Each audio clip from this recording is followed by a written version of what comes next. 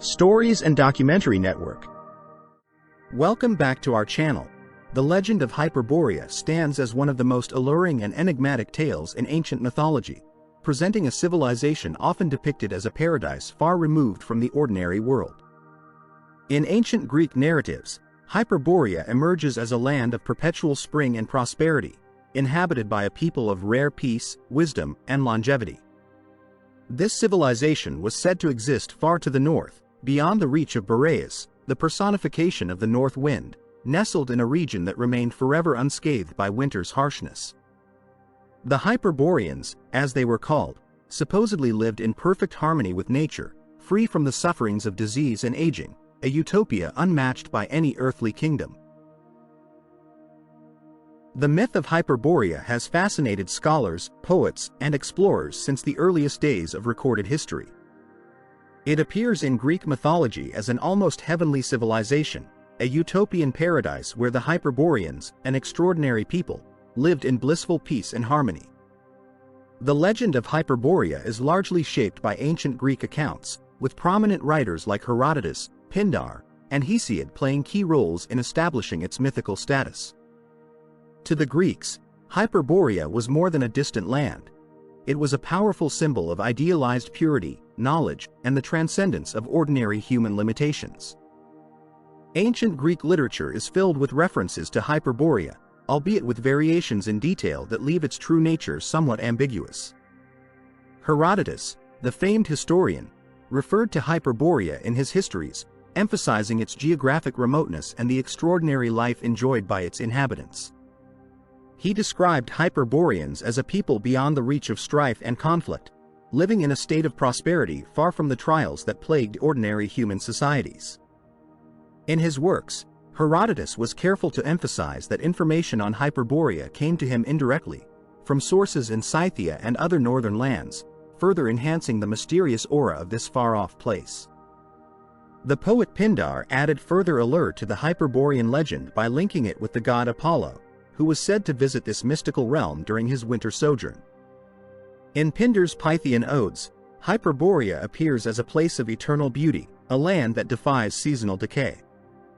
This association with Apollo, the god of light, truth, and healing, enhanced Hyperborea's symbolism as a region of unmatched wisdom and spiritual purity. Pindar's Hyperborea became more than a distant paradise. It was a land divinely favored, a sacred counterpart to the struggles of mortal existence. The idea of Hyperborea as a paradise on earth can be traced to early Greek myths that portrayed it as a land exempt from human suffering. According to these tales, Hyperboreans lived free from the ravages of time, disease, and hardship.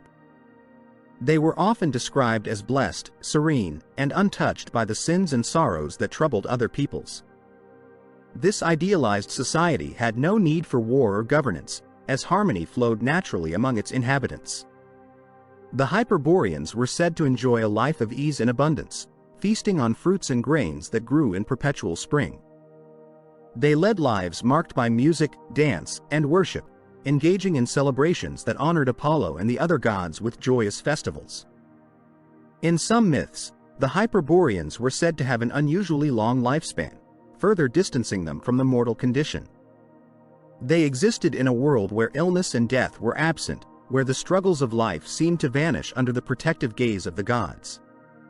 The geographic isolation of Hyperborea, far beyond the known world, served to emphasize its otherworldly quality, a sanctuary that lay beyond the reach of earthly problems and limitations. The association of Hyperborea with Apollo is one of the most enduring elements of its mythological identity. Apollo, the god of the sun, music, poetry, and healing, was said to journey to Hyperborea each winter, leaving his sacred sanctuary at Delphi in Greece. In Hyperborea, Apollo was revered, and his presence was celebrated with festivals and rituals by the Hyperboreans, who were devoted to him. This seasonal migration of Apollo symbolized a connection between the earthly and divine, with Hyperborea representing a spiritual realm beyond mortal strife. Apollo's link to Hyperborea imbued the land with qualities associated with light, wisdom, and enlightenment. The Hyperborean devotion to Apollo underscored their role as an enlightened society, chosen by the gods to enjoy an existence untainted by human faults. To ancient Greeks, Hyperborea thus became a representation of purity and virtue, embodying an ideal of spirituality that was free from the corruption of worldly affairs. The Hyperborean cult of Apollo was marked by music and dance, reflecting a harmonious relationship with nature that was revered as sacred. Greek accounts of Hyperborea varied widely, with each writer offering a unique interpretation of its location, culture, and significance. Herodotus's skeptical yet fascinated perspective on Hyperborea as a land beyond the north wind served to enhance its mystical allure, depicting it as an unreachable frontier. His account contrasts with that of Pindar, who saw Hyperborea as a place of joy and celebration, and Hesiod, who emphasized its role as a utopian ideal beyond the reach of human toil. Other classical writers, such as Herodotus of Abdera, proposed that Hyperborea was a genuine place that could be reached by travelers, a view that sparked centuries of speculation about its location.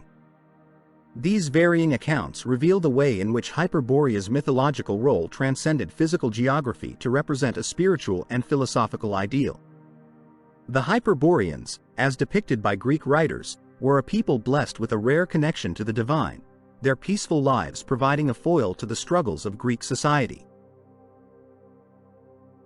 The Greeks described Hyperborea as lying far to the north, beyond the land of the Scythians, in a realm where the north wind, or Boreas, could no longer reach.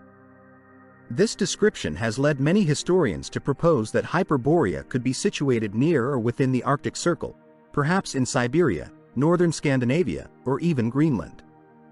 Ancient writers did not fully understand the geography of northern Europe or the Arctic, making it conceivable that Hyperborea was inspired by travelers' exaggerated accounts of lands shrouded in snow and ice, where daylight could last for months due to the tilt of the Earth's axis.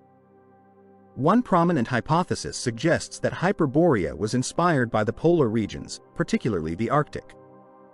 During the long summer, the Arctic experiences nearly continuous daylight, while the long winter brings extended darkness. This phenomenon might have appeared miraculous to ancient Greeks, leading them to imagine it as an eternal land of spring.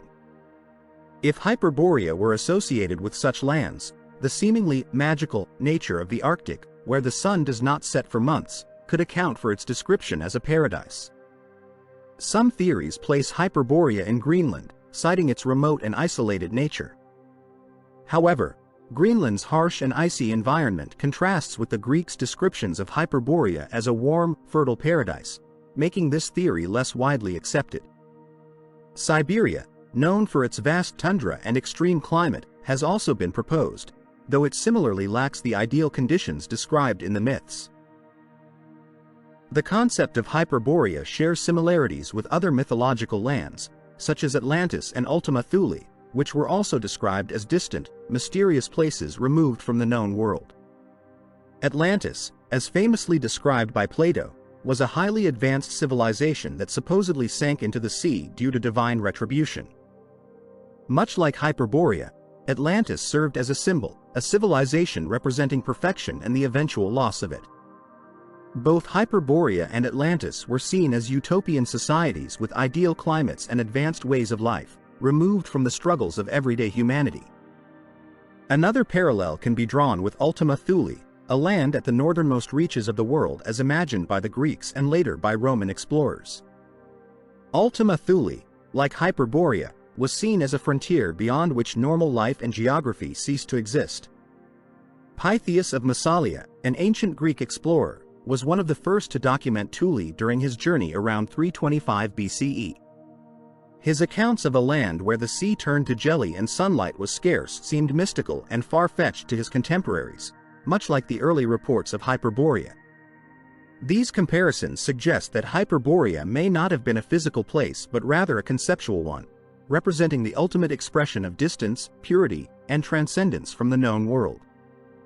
Like Atlantis and Ultima Thule, Hyperborea could have functioned as an archetypal, lost paradise, a space that existed in the imagination to inspire wonder and curiosity about the unknown. In recent years, archaeologists and geographers have revisited the myth of Hyperborea, searching for historical evidence that might support its existence. Some have speculated that certain Arctic regions or northern European cultures could have influenced the myth. Archaeological finds in places like Scandinavia and northern Russia reveal ancient societies that lived in relative isolation, with unique customs and practices that may have contributed to the legend. One theory posits that the ancient Greeks might have learned of the Sami people of northern Scandinavia through trade networks, describing their lands as a distant paradise. Sami culture included animistic beliefs and practices that, from a Greek perspective, could have seemed mystical or otherworldly, contributing to the Hyperborean myth. Alternatively, early contact with nomadic Siberian tribes could have sparked tales of a distant, peaceful society living in harmony with nature, far from the violence of the Mediterranean world. Some researchers have suggested that the Hyperborean myth may have originated from an awareness of geographical phenomena such as the aurora borealis, which would have seemed divine or supernatural to observers from the Mediterranean. The awe-inspiring display of the northern lights may have inspired the Greeks to imagine Hyperborea as a sacred land illuminated by a unique celestial glow. The natural phenomena of the Arctic, particularly the midnight sun and the aurora borealis, likely fueled the legends of Hyperborea. The Greek imagination may have been inspired by reports of lands where the sun never set, an idea that was foreign to their understanding of the world. The concept of a place experiencing eternal spring could have originated from descriptions of the Arctic summer, where the prolonged daylight allows for brief yet intense periods of growth and warmth. The northern lights, with their vibrant, otherworldly colors illuminating the night sky, might have appeared to ancient observers as evidence of a divine realm. If Greek traders or travelers encountered stories of the aurora borealis from northern peoples, these stories could have reinforced the idea of Hyperborea as a place of eternal beauty and serenity. In this sense, Hyperborea may have been less a specific location and more a symbolic ideal inspired by natural wonders that defied conventional understanding. In ancient Greek mythology, Hyperboreans were celebrated as an extraordinary people, blessed with qualities that set them apart from the mortal world. They were described as living in a land of eternal spring, beyond the chilling reach of the north wind, Boreas, in a realm untouched by hardship and decay. The Hyperboreans were often believed to be immortal or to live exceptionally long lives, endowed with health and vitality that made them immune to disease and the weaknesses of human mortality. This perceived immunity to aging and illness lent them an almost divine aura, cementing their place as a symbol of human perfection. Their peaceable nature was another hallmark characteristic. In contrast to the often war-torn landscapes of the Mediterranean world, Hyperborea was imagined as a land of perpetual harmony, where its inhabitants coexisted without conflict or competition. This portrayal highlighted a contrasting ideal for the Greeks, who frequently dealt with city-state rivalries and the challenges of governance. The Hyperboreans represented an aspirational archetype, a people who had transcended the need for violence, authority, or domination, achieving a harmonious existence grounded in mutual respect. The Hyperboreans emerged as a potent symbol of purity and wisdom, embodying the noble savage archetype, a society uncorrupted by civilization's complexities, yet possessing a form of spiritual and intellectual purity. In ancient Greek thought, they were seen as more than just mythical figures. They represented humanity's potential for purity and balance with nature. This archetype of the noble savage, which portrayed people living close to nature as possessing inherent virtue and wisdom, can be seen as an early form of the philosophy later adopted by Enlightenment thinkers. Greek literature and philosophy often used the Hyperboreans as a point of reference to discuss the concept of human virtue untainted by social constructs or material desires. For the Greeks, the Hyperboreans' mythical state of innocence and spiritual fulfillment illustrated an ideal moral state that could only be aspired to but never achieved within the bounds of Greek society. Their imagined proximity to the gods, especially to Apollo, the god of wisdom and harmony, elevated them as paragons of enlightenment, purity, and knowledge. The narratives surrounding Hyperborean society painted it as an egalitarian utopia, free from hierarchies and marked by a collective pursuit of knowledge and spiritual enrichment. Legends suggested that Hyperboreans lived in close communion with nature, practicing a simple and pastoral lifestyle that revolved around reverence for the natural world. Despite this simplicity, they were also credited with a profound understanding of religious practices, music, and perhaps even proto-scientific knowledge. Religious practices were a cornerstone of Hyperborean culture. Ancient texts suggest that their rituals were focused on worship and communion with divine forces, particularly with Apollo, who was thought to visit Hyperborea during the winter months.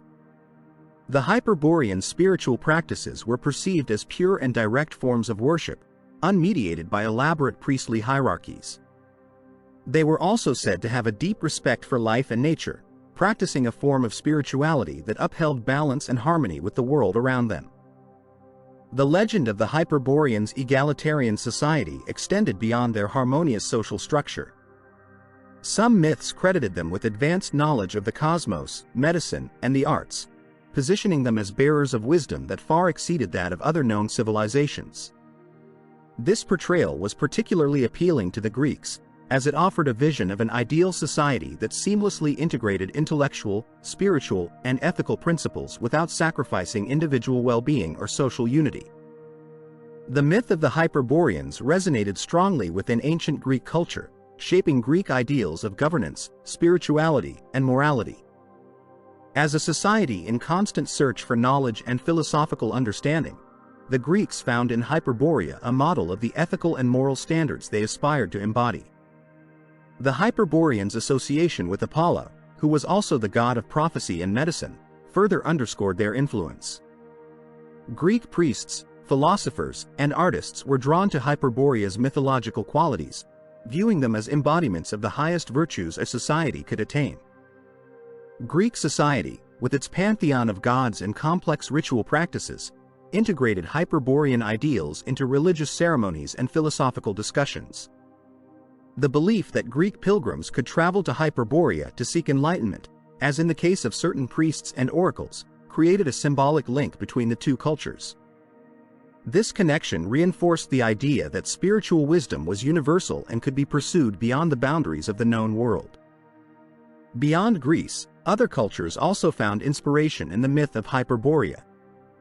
In the Roman Empire, the Hyperborean ideal of peace and immortality resonated with the Roman desire for order, stability, and the Pax Romana. Roman writers such as Virgil and Cicero referenced Hyperborean imagery in their works, using the myth to illustrate the virtues of an idealized, orderly society in harmony with nature. Later, during the Renaissance, the Hyperborean concept would re-emerge in European thought, once again highlighting the allure of a pure and enlightened society. Apollo's connection to Hyperborea served as a defining element of the land's mythological significance. Ancient Greek sources frequently portrayed Apollo, the god of prophecy, music, healing, and the sun, as either originating from Hyperborea or regularly visiting it as a retreat from the mortal world. The story goes that Apollo spent his winters in Hyperborea, rejuvenating himself in its land of eternal spring before returning to Greece in the warmer months. This seasonal sojourn aligned with Apollo's status as a god associated with light and renewal, reinforcing Hyperborea's image as a place of harmony and purity, a refuge from earthly strife and mortality. Hyperborea's link to Apollo elevated it to a sacred status, making it a place where human spiritual aspirations could merge with divine knowledge and tranquility.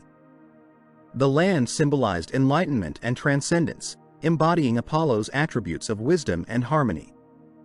Through Apollo's association with Hyperborea, Greek culture created a mythological representation of an ideal state of being, free from fear and suffering, a land of perfect order and spiritual clarity. This connection inspired ancient Greeks to view Hyperborea as more than myth. It was a celestial realm that embodied ultimate purity and truth. Although much of Hyperborean religious life remains speculative due to limited direct sources, accounts from Greek authors suggest that Hyperborean society embraced an idealized form of spiritual practice, characterized by simplicity and an intimate relationship with nature. Unlike the Greeks, who practiced formal rituals in temples, the Hyperboreans were thought to live in harmony with natural forces, worshipping divinity directly through nature itself. They may have revered the elements, celestial bodies, and seasonal cycles, embodying a holistic spirituality that blended seamlessly with their daily lives. The Hyperboreans' veneration of Apollo implies that music, poetry, and prophecy could have held central roles in their spiritual practices. Apollo's attributes of music and prophecy were symbolic of deeper truths, suggesting that Hyperborean spirituality may have revolved around the expression of divine wisdom through these art forms. Rather than elaborate rituals, their religious life might have involved meditation, musical worship, and simple rituals aligned with the rhythms of nature, focusing on inner enlightenment and harmony with the cosmos. The purity of their practices became an essential aspect of their mythological identity, signifying a religious path free from the moral complexities and conflicts of the Greek world. In contrast to the city-state religion of Greece, where rituals often reflected societal hierarchies, the Hyperboreans were seen as inherently connected to divinity in an unmediated and egalitarian way. This perception contributed to their image as spiritually advanced beings, who exemplified the ideal of living in a state of perpetual grace and wisdom. The allure of Hyperborea's spiritual purity made it a place of pilgrimage in the imagination of the ancient Greeks. Accounts describe priests, such as the Hyperborean priests of Apollo, who were believed to journey from Hyperborea to share their spiritual wisdom with other cultures. These priests were said to bring knowledge of divine matters to the Greeks and were associated with oracular practices. Pilgrimages to Hyperborea by Greek priests were viewed as quests for spiritual enlightenment, with the Hyperborean land symbolizing a source of pristine wisdom and divine favor. Ancient accounts describe a procession of sacred gifts sent from Hyperborea to the island of Delos, Apollo's birthplace in the Greek world. This legendary exchange of gifts served to reinforce the cultural and spiritual link between Greece and Hyperborea, portraying Hyperborea as a holy land that played a vital role in the religious life of the Greeks. The gifts were believed to arrive in a series of relay exchanges between tribes, symbolizing a long-standing connection rooted in reverence and mutual respect. The idea of sacred pilgrimage extended to Greek individuals who, in myth, traveled to Hyperborea seeking deeper insight into the mysteries of life and the divine. In these stories, the journey to Hyperborea was symbolic, representing a spiritual path to enlightenment and unity with the divine. Hyperborean priests, in turn, were depicted as wise custodians of esoteric knowledge who had attained a state of divine understanding. Their role contributed to the myth of Hyperborea as a land of ultimate wisdom and spiritual guidance, a place where the pursuit of truth was both pure and unending. The Hyperboreans were believed to possess profound knowledge of cosmology, healing, and even immortality, knowledge that remained hidden from other civilizations. This belief added to their allure, making them a civilization endowed with secrets that could illuminate the mysteries of existence. They were often associated with the wisdom of the ancients, a wisdom that survived in fragments passed down to later generations. The Hyperborean myth inspired ancient and medieval writers to speculate on the nature of this hidden knowledge, suggesting that it might involve advanced understanding of natural laws, healing arts, and cosmic principles. This knowledge was thought to influence Greek philosophers, such as Pythagoras and Plato, whose ideas often echoed themes associated with the Hyperboreans, like the harmony of the spheres and the pursuit of transcendent truth. Some legends credit the Hyperboreans with developing early forms of esoteric knowledge, possibly influencing Greek mystery cults and, later, European occult traditions. During the medieval period and the Renaissance, Hyperborea's reputation as a land of wisdom and mystery persisted, finding new life in the works of esoteric writers who linked it to hidden spiritual knowledge and mystical philosophies.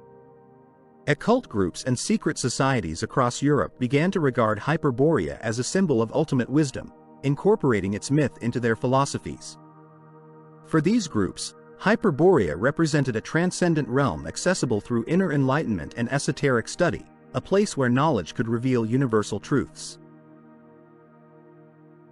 Greek mythology does not specify a single reason for Hyperborea's disappearance, but various ancient writers hinted at the civilization's eventual withdrawal from the world of mortals. Some myths suggest that Hyperborea simply ceased to be accessible to humans, retreating to a realm beyond earthly reach. This separation from the mortal world aligned with the civilization's association with otherworldly wisdom and divinity, implying that Hyperborea could only remain an ideal rather than a tangible place within human grasp. One enduring legend claims that the Hyperboreans, aware of the impending degeneration of the mortal world, chose to leave rather than witness the decline of human virtues. This retreat from earthly affairs symbolized a civilization that could not coexist with the imperfections and strife of humanity. Their departure, according to some accounts, was peaceful and voluntary, a graceful withdrawal rather than a collapse. Others describe Hyperborea as disappearing as the result of a divine intervention, with the gods preserving it from the corruption of the mortal realm by hiding it from human eyes. These stories underscored the Hyperboreans' unique relationship with the divine, reinforcing the myth of a civilization too pure to remain within a flawed world. Beyond myth, there are scientific perspectives that propose Hyperborea's disappearance could be tied to actual climatic shifts in ancient times. Geological studies reveal that during certain periods, the far northern regions experienced dramatic climate changes, including ice ages and interglacial warming periods, which transformed Arctic landscapes. If Hyperborea was inspired by a real northern land, it is plausible that these environmental upheavals may have contributed to its vanishing. A significant theory suggests that Hyperborea's disappearance could be connected to the end of the last glacial period, approximately 12,000 years ago. During this time, vast ice sheets covered much of the northern hemisphere, and as the ice receded, rising sea levels and changing ecosystems likely altered or submerged many regions that had been previously accessible. This process may have eradicated specific Arctic landscapes that, through ancient imagination, inspired the myth of Hyperborea. Additionally, the shifting climatic conditions could explain the tales of Hyperborea as a land of eternal spring. Ancient accounts may have idealized a time before the harsh, cold environment took hold, depicting Hyperborea as an idyllic, sunlit paradise. While modern science cannot confirm the existence of Hyperborea, it can offer insight into the environmental shifts that might have inspired myths of an unreachable northern paradise. These scientific theories lend a tangible perspective to Hyperborea's disappearance, situating it within the context of ancient natural phenomena. As civilizations evolved, so too did their mythologies. With the rise of new beliefs, particularly as Greek and Roman pantheons became more complex, older myths like Hyperborea began to lose their prominence. The mythical ideals that Hyperborea represented, eternal purity, simplicity, and wisdom, were increasingly absorbed into broader cultural archetypes, often becoming metaphorical representations rather than focal myths. In Greece, for instance, as the Olympian pantheon grew in influence, and as philosophical inquiry began to shape spiritual beliefs, the role of distant, idyllic lands like Hyperborea became less central. Myths about heroes traveling to Hyperborea gave way to more localized tales or philosophical concepts that emphasized inner enlightenment rather than physical journeys to distant lands. By the Hellenistic period, Hyperborea had shifted from a prominent cultural ideal to an emblem of the past, a symbol of lost wisdom rather than a real or accessible place. Similarly, the rise of Christianity in the Mediterranean and beyond introduced a new worldview that gradually displaced Greco-Roman mythologies.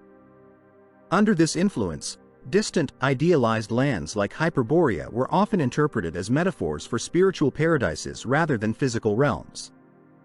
As new religious doctrines emphasized heaven and salvation, the concept of earthly paradises like Hyperborea receded, taking its place within allegorical or esoteric thought rather than mainstream mythology. The disappearance of Hyperborea, rather than diminishing its appeal, actually deepened its mystery and allure. As Hyperborea faded from the collective cultural consciousness, it transformed into a symbol of lost wisdom and the possibility of an ideal civilization that humanity could no longer reach. This shift enhanced Hyperborea's mystique, leading to its re-emergence in later esoteric traditions, where it was reimagined as a hidden or forgotten realm, a tantalizing reminder of humanity's lost purity and knowledge. During the Renaissance, interest in ancient knowledge and lost civilizations revived Hyperborea's allure, with thinkers and artists referencing it as a symbol of an idealized past.